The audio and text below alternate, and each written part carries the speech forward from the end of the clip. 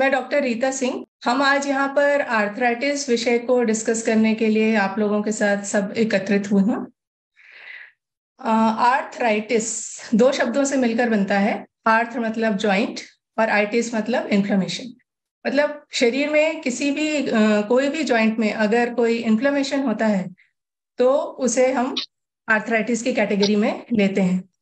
बहुत प्रकार के आर्थराइटिस होते हैं, जैसे कि ऑस्टियो आर्थराइटिस जो सबसे ज्यादा कॉमन है, rheumatoid arthritis, gout, cervical spondylitis, lumbar spondylitis, ये सभी आर्थराइटिस की कैटेगरी में आते हैं। तो ये जो कॉमनली पाए जाते हैं इनके बारे में थोड़ा थोड़ा हम देखेंगे कि इनमें कौन कौन से लक्षण प्रधान होते हैं जिनसे हम इनको पहचान सकते हैं, इनकी डायग्नोसिस किस तरीके से की जाती है, एक्सरे वगैरह में कैसे हम इनको देख सकते हैं, और किस तरीके से कौन कौन सी एक्सरसाइज करनी चाहिए, क्या औषधियाँ लेनी चाहिए थोड़ी आयुर्वेद की, इनके बारे में मैं थोड़ा सा बताना चाहूंगी। तो आर्थराइटिस में सबसे पहले है ऑस्टियो आर्थराइटिस। ये है एक डिजेनरेटिव डिजीज होता है जो कि जिसमें आर्टिकुलर कार्टिलेज जो हमारे होते हैं उनमें वो ब्रेक हो जाते हैं। जैसे कि आप पिक्चर में देख रहे हैं, ये एक नी जॉइंट का पिक्चर है। ये ऊपर वाली जो बोन है ये थाई बोन है, फीमर की बोन है, और जो नीचे वाली है वो टीबिया लेग बोन है। और इनके बीच में ये जो ब्लू कलर का दिख रहा है ये कार्टिलेज है जो कि कुशन का काम करता है दोनों बोन्स के बीच में।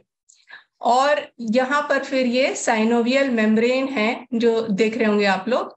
इनमें से एक फ्लूइड सिक्रीट होता है, साइनोवियल फ्लूइड, जो लुब्रिकेशन बना के रखता है, और ये सपोर्टेड है मसल्स और टेंडन से। तो जितने स्ट्रांग हमारे मसल्स और टेंडन्स होते हैं उतना ही कम जोर हमारी जॉइंट्स पे पड़ता है।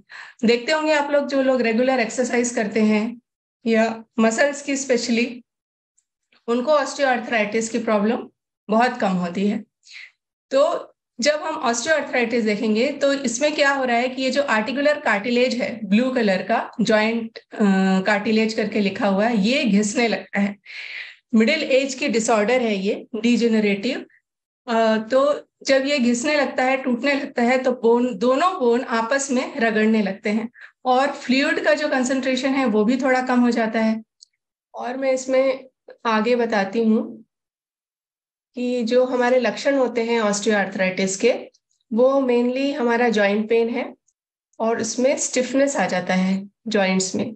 यानी स्टिफनेस किस तरीके का आता है कि अगर हम आधे घंटे या उससे बैठे हुए हैं लगातार, फिर जब हम खड़े होते हैं तो जिनको ज्यादा प्रॉब्लम है उनको एकदम से मूवमेंट करने में मुश्किल होती है। लेटर स्टेज में फिर इसमें डिफॉर्मिटी आती जाती है जॉइंट्स में। और एक चीज देखे होंगे कि पेशेंट आते हैं तो बोलते हैं कि कटकट की आवाज आती है जॉइंट में से, घुटनों में से, जब हम चलते हैं तो। या फिर आप हाथ रखेंगे घुटनों के ऊपर और उनको चलाएंगे तो एक क्रेपिटस साउंड आता है, उसको क्रेपिटस बोला जाता है। वो भी इसलिए होता है कि कार्टिलेज का डैमेज हो रहा है और जॉइंट्स जो हैं, जॉइंट सरफेस जो हैं, फीमर और टीबिया, ये पास आ रहे हैं। ये एक एक्सरे है ऑस्टियोआर्थराइटिस का। ये जो है ये जॉइंट स्पेस मीडियली बिल्कुल चला गया है और यहाँ का स्पेस ये नॉर्मल स्पेस है। और ये जो नुकीलापन आ गया है इसको स्पाइकिंग बोलते हैं। तो इस तरीके से बोन का ग्रोथ हो जाता है और ये साइड में, ये देखिए, ये स्मूथ नहीं है सरफेस, ये ऑस्टियोफाइट्स डेवलप हो जाते हैं क्योंकि बोन्स में डीजनरेशन हो रहा है। तो बोन्स एक तरीके से ओवर ग्रोथ करने लगती है हैफिजर्डली, तो साइड्स में स्पर फॉर्मेशन हो जाते हैं, ये भी चुभते भी हैं और नर्व्स को भी कंप्रेस करते हैं। और अगर कैल्शियम और विटामिन डी की कमी है तो फिर ये फेड हो जाते हैं, जिसको हम लेटर स्टेज में ये ऑस्टियोपोरोसिस में कन्वर्ट हो जाते हैं। सबसे पहले अपन को एक्सरे करवा लेना चाहिए। तो ये एक तरीके से बहुत कॉमन आर्थराइटिस का फॉर्म है ऑस्टियोआर्थराइटिस, जो कम से कम 15% पॉपुलेशन में मिलता है और बाद में ये डिसेबिलिटी का कारण बढ़ता है बहुत सारे लोगों में। फैमिली टेंडेंसी भी देखी गई है इसमें ऑस्टियोआर्थराइटिस में। और विमेंस को आफ्टर द एज ऑफ 55 ये बहुत कॉमनली दिखाई देता है। और जिन लोग जैसे जैसे हम वज्रासन में बैठते हैं ना, वज्रासन में बैठते बैठते भी कई लोगों को, जैसे नमाज पढ़ते हैं या फिर फार्मर्स होते हैं, उनको भी देखने में आता है। तो अगर ये प्रॉब्लम हमारी स्टार्ट हो रही है तो हमें ये वाले पोस्चर्स पूरे अवॉइड करने हैं। पालती मार के नहीं बैठना है, उखड़ू नहीं बैठना है, इंडियन टॉयलेट नहीं यूज करना है, और वज्रासन में नहीं बैठना है। सीढ़ियां नहीं चढ़ना है। जब हम सीढ़ी चढ़ते हैं तो उस पर हमें एक्स्ट्रा जोर लगाना पड़ता है घुटनों के लिए। ये एक जो पिक्चर आप लोग देख पा रहे हैं, ये बो लेग्ड कहलाते हैं। जो इसमें क्या है, हमारा जॉइंट पूरा जो ये नॉर्मल जो स्ट्रक्चर था उससे ऐसा पूरा बो मतलब धनुष के आकार का हो जाता है, इतने टेढ़े हो जाते हैं ये जॉइंट्स। जो ऑस्टियोआर्थराइटिस है वो नी में कॉमनली होता है। इसके अलावा भी ये सर्वाइकल जो हमारा जैसे सर्वाइकल बोन है उसमें भी हो सकता है, लंबर जो कमर का हिस्सा है वहां पर भी हो सकता है। तो सर्वाइकल स्पॉन्डिलाइटिस और लंबर स्पॉन्डिलाइटिस के रूप में ये देखने के लिए मिलता है।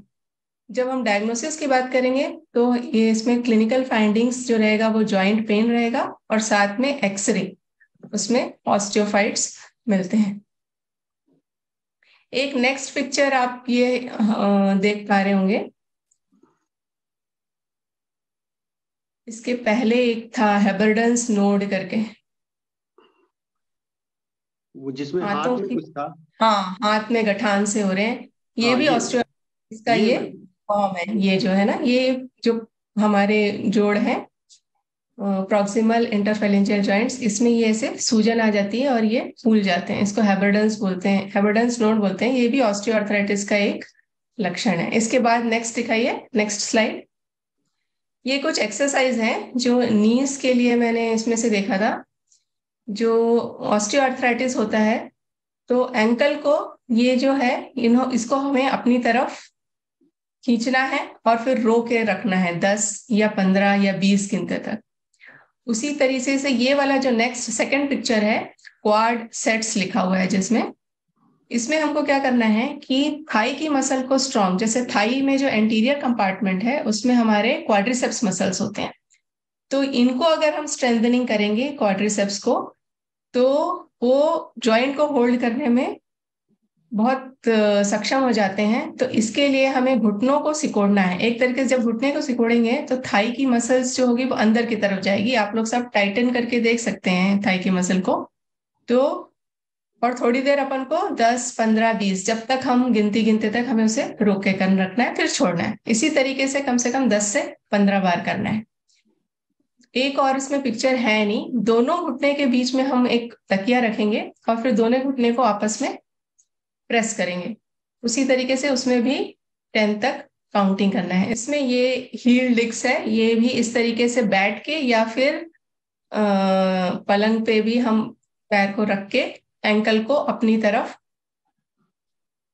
खींचना है। इससे भी क्या, हैमस्ट्रिंग पे जोर पड़ता है। जब एंकल्स को हम खींचते हैं, हैमस्ट्रिंग कहाँ पर है मेनली हमारी, ये थाइस की इधर और काफ मसल्स होती हैं, इन पे जोर पड़ता है, तो ये दोनों इसमें स्ट्रांग होते हैं। ये वाला एक्सरसाइज सब लोग करते होंगे, 8 नंबर का जो है सीटेड नी एक्सटेंशन। लेग्स को रख के ऊपर की तरफ लाना है, फिर होल्ड करना है, फिर नीचे ले जाना है। इसमें भी थाई की मसल और लेग की मसल स्ट्रांग होती है। तो इस तरीके से ये एक्सरसाइजेस इसमें बताए गए हैं। मैनेजमेंट में और भी जो है नॉन फार्मेकोथेरेपी जो होती है, उसमें हमको एजुकेट करना है पेशेंट को। तो प्रॉपरली सिटिंग होनी चाहिए, प्रॉपरली बैठना है, नीचे नहीं बैठना है, ये सारी चीजें मैंने बताई। और जो है, अगर कोई ओवरवेट है तो उसे वेट कम करने के लिए बोलना है। नहीं तो अगर वेट ज्यादा रहेगा तो ओए के प्रॉब्लम से हम पूरी तरह से बच नहीं सकते हैं। और मसल स्ट्रेंथनिंग एक्सरसाइज और फुटवेयर की बात जैसे मैंने पहले की थी कि फुटवेयर हमारा बिल्कुल प्रॉपर होना चाहिए। अब आयुर्वेद में हम अगर ट्रीटमेंट की बात करें तो हमारे यहाँ कुछ ड्रग्स हैं जो जैसे योगराज गुग्गुल, रासना सप्तक क्वाथ, दशमूल क्वाथ, ये सब हमारे जॉइंट पेन के लिए बहुत ही इफेक्टिव हैं। और कुछ पंचकर्मा थेरेपीज होती हैं, जैसे कि एक आटे का वो बना के ऑयल पोर किया जाता है घुटने के ऊपर, और गरम गरम ऑयल उसमें डाला जाता है, और उसको जालू बस्ती बोलते हैं। उसका भी बहुत इफेक्ट है, क्योंकि मसाज जैसा कि बताया गया है, जब हम छोटे होते हैं तो मसाज करते हैं बच्चों की 1 साल तक, उसके बाद फिर हम मसाज बंद कर देते हैं ऑयल की। लेकिन हमारे आयुर्वेद में मसाज जो है, अभ्यंग कहा जाता है उसको, जैसे बलाश्वगंधादि तैल, महानारायण तेल, इनकी मालिश उम्र भर, मतलब सुबह नहाने के पहले अभ्यंग का विधान है। तो अभ्यंग से हमारे एक्सटर्नली हमारी मसल्स, बोन्स सब स्ट्रांग होती हैं। तो आगे भी सभी को अगर इससे बचना है तो डेली मसाज, और उसके बाद थोड़ी देर छोड़ के उसके बाद ही नहाना वगैरह चाहिए।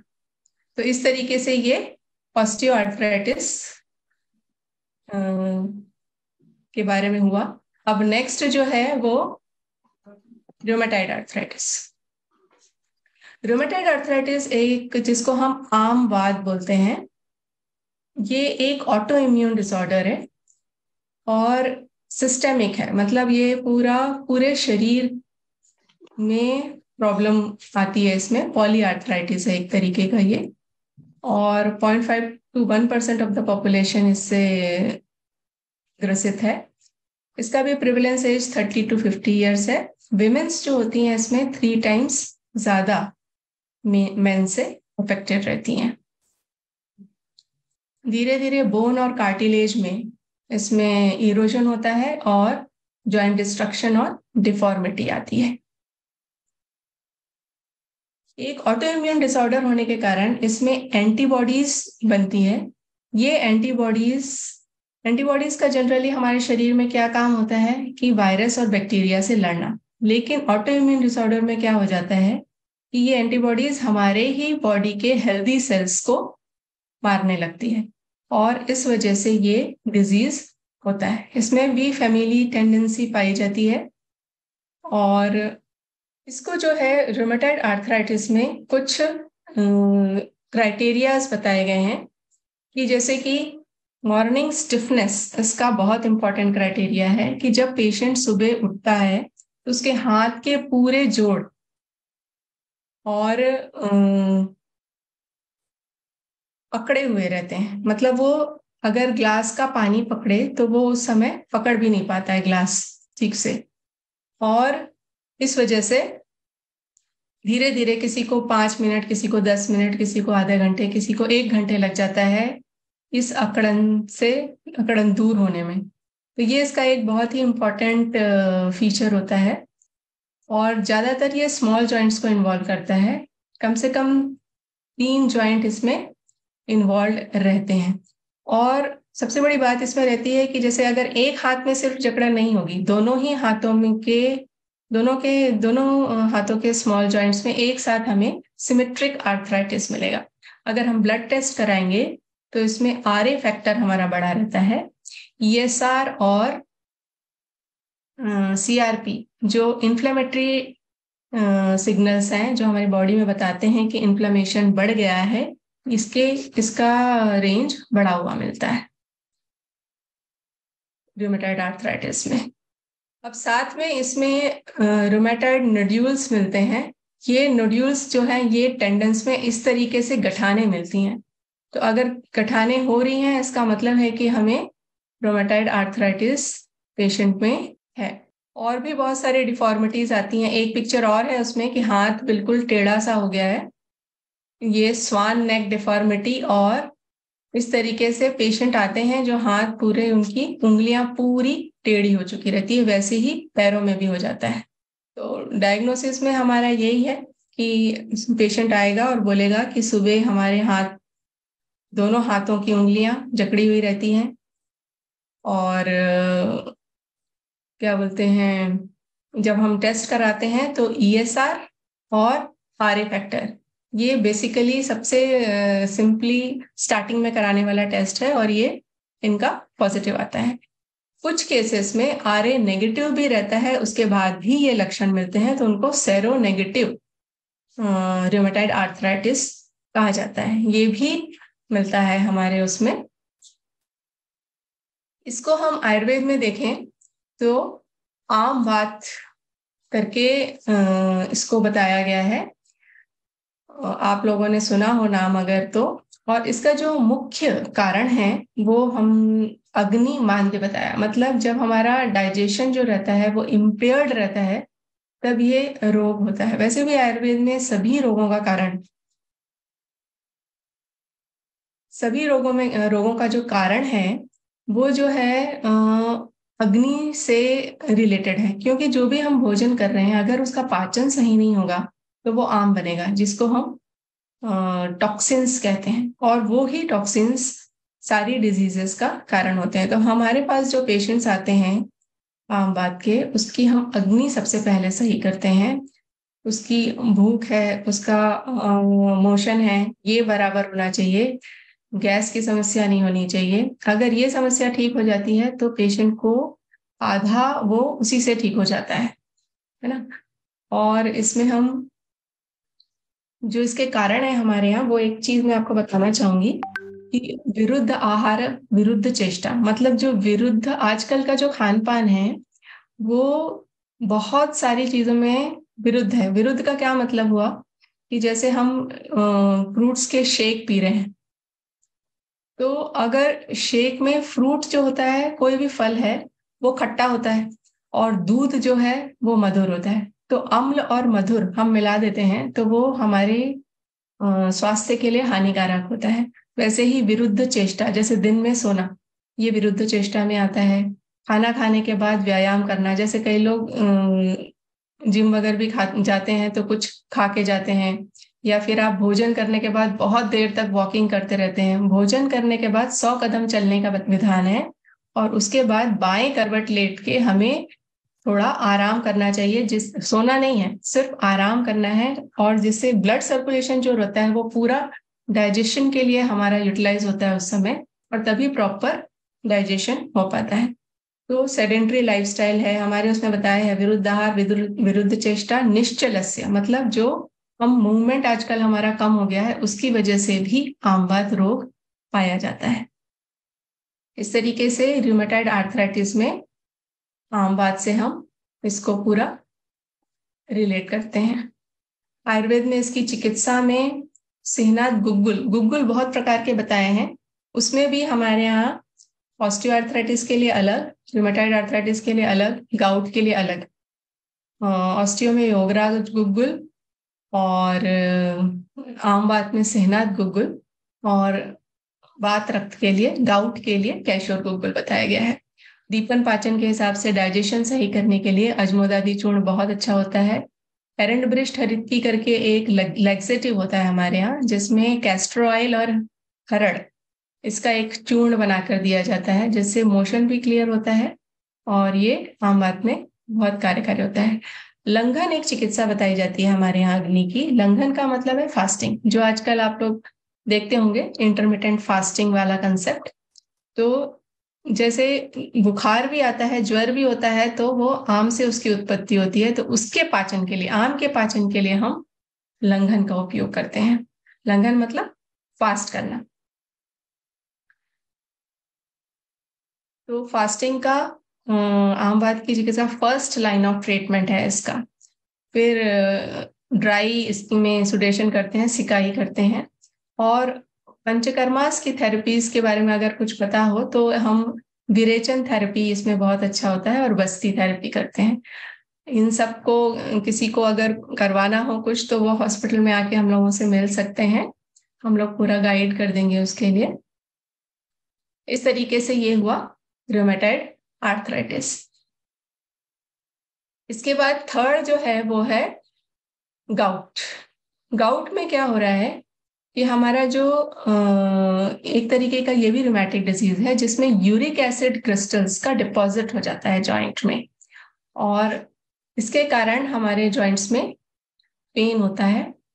यूरिक एसिड का या तो इंक्रीज्ड प्रोडक्शन हो जाता है या उसका जो एक्सक्रीशन होना चाहिए वो प्रॉपर नहीं होता। यूरिक एसिड क्यों बनता है कि जो प्यूरिन का मेटाबॉलिज्म है, बेसिकली प्रोटीन का मेटाबॉलिज्म डिस्टर्ब होने के कारण ही यूरिक एसिड का फॉर्मेशन होता है और उसका डिपोजिशन हो जाता है। उसमें एक फुट का पिक्चर है जिसमें टोफाई करके बने हुए होंगे। हाँ, ये पैर के अंगूठे से ही शुरू होता है और इस तरीके से फिर दूसरे जॉइंट्स को इन्वॉल्व करता जाता है। हम अगर टेस्ट कराएंगे तो हमारे रीनल फंक्शन टेस्ट कराएंगे या फिर सिंपली सीरम यूरिक एसिड कराएंगे तो यूरिक एसिड का लेवल बढ़ा हुआ मिलेगा। इसमें भी मेन का रेशियो ज्यादा है, मेल्स को ज्यादा होता है फीमेल्स की अपेक्षा। और आफ्टर मेनोपॉज देखा गया है कि फीमेल्स को ज्यादा होता है क्योंकि वो यूरिक एसिड का पहले उसका क्लियरेंस होता रहता है, बाद में फिर एस्ट्रोजन के खत्म होने के कारण नहीं हो पाता। तो इसमें जो रहता है, चूंकि प्रोटीन का मेटाबॉलिज्म अफेक्टेड रहता है तो पेशेंट को प्रोटीन डाइट रेस्ट्रिक्ट की जाती है। जैसे दालें, सभी प्रकार की दालें, छोले, राजमा, ये सब बंद किया जाता है। डेयरी प्रोडक्ट्स जो रहती हैं उनका इंटेक कम किया जाता है। और फिर हमारे यहाँ जो ड्रग्स हैं वो बताए जाते हैं और टेस्ट में ESR बढ़ा हुआ रहता है और सीरम यूरिक एसिड बढ़ा हुआ मिलता है। एक्सरे में भी आप लोग देखेंगे इसमें, तो ये इस तरीके से ये जॉइंट्स डिफॉर्मिटीज दिखती है। इसके बाद थोड़ा सा लंबर और सर्वाइकल स्पॉन्डिलाइटिस की पिक्चर डाली हुई थी मैंने एक दो। हाँ, ये जो रहता है, ये लंबर स्पॉन्डिलाइटिस में ये हमारी वर्टिब्रास है, 33 वर्टिब्रास होती हैं पूरी, सर्वाइकल, थोरैसिक, लंबर और सैक्रल। तो इन वर्टिब्रास के बीच में ये डिस्क होती है, बीच में, हर वर्टिब्रा के बीच में, है ना। तो विद एज या तो ये डीजेनरेट हो जाएंगी तो इसमें प्रॉब्लम होंगी, डीजेनरेट होगी तो यहीं से नर्व निकलती है और ये कंप्रेस होती हैं तो नर्व भी कंप्रेस होगी और उससे हमारे नर्वाइन प्रॉब्लम होती है। जैसे कई पेशेंट्स बोलते हैं कि कमर से लेके पूरा नीचे तक हमें दर्द होता है, तो उसमें मेनली शियाटिक नर्व कंप्रेस होती है और उसका जो सप्लाई रहता है वो पूरा वहां पर दर्द होता है। वैसे ही सर्वाइकल रीजन में भी इन बोन्स के अगर ये डिस्क डीजनरेट हो गई या हर्निएट भी हो जाती है, कई बार ये ब्रेक होती है और बाहर की तरफ निकल जाती है। जैसे एक MRI की पिक्चर है, इसके बाद दिखाइएगा। हाँ, ये हर्निएशन है जो राउंड सा लगा है, इस तरीके से MRI में ये क्लियर कट दिखता है डिस्क का कि क्या हो रहा है, उसमें डिजनरेशन हो रहा है, हर्निएशन हो रहा है, जो भी प्रॉब्लम है वो हम MRI में क्लियर कट देख सकते हैं। तो इस तरीके से हर्निएट हो जाती है। तो पूरा सर्वाइकल से लेकर के पूरा ऊपर से लेकर, कई लोग पेशेंट्स बताते हैं कि हाथ तक नीचे दर्द आता है क्योंकि नर्व का कंप्रेशन होता है। तो इनके लिए मैंने कुछ एक्सरसाइजेस रखे थे। जैसे ये लंबर में एक ये कैमल कैट पोजीशन बोलते हैं, क्योंकि हम ऐसा अपने उसको कभी नहीं करते हैं जब हम बैठते भी हैं। तो इसको ऐसे स्ट्रेच करके 10, 15, 20 तक काउंटिंग करना है और फिर वापस से इस पोजीशन में आना है। ये लो बैक पेन के बहुत सारे एक्सरसाइज हैं, ये बहुत इफेक्टिव है।